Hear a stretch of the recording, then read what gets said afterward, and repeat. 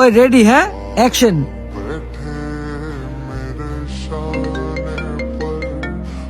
ওই বেটা, তোর মায় ফোন দিছে। আরে বেটা ফোন কাট। ফোনটা কাইটা দিমু। আচ্ছা, ওকে, রেডি?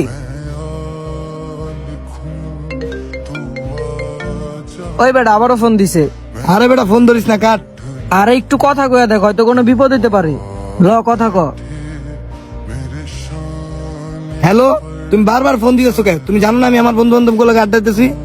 ফোন রাখো। ল আবার তুল। ওই রেডি হ। আরে ভাই কাইটটা দাও ভাই। তুই ঠিকই কইছিস, কাইটা দিই। ওই বেটা, তোর গার্লফ্রেন্ড ফোন দিছিল, আমি কাইটা দিছি। দৌড় বেটা, তুই ফোন কাটলি কে? তুই জানোস না আমার হলো অনেক টেনশন করে। এই নিমু খারাম, কি কইলি তুই? তোর মায় তোরে ফোন দিলে তুই ভাবস কি তোর মায় তোরে বিরক্ত করে?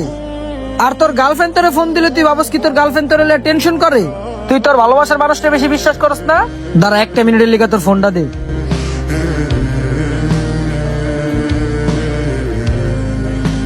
হ্যালো জেরিন, সাগর তো এই জায়গায় অ্যাক্সিডেন্ট করছে, তুমি কি এখন আসতে পারবা? এখন আমি আসতে পারবো না, এখন আমি অনেক ব্যস্ত আছি।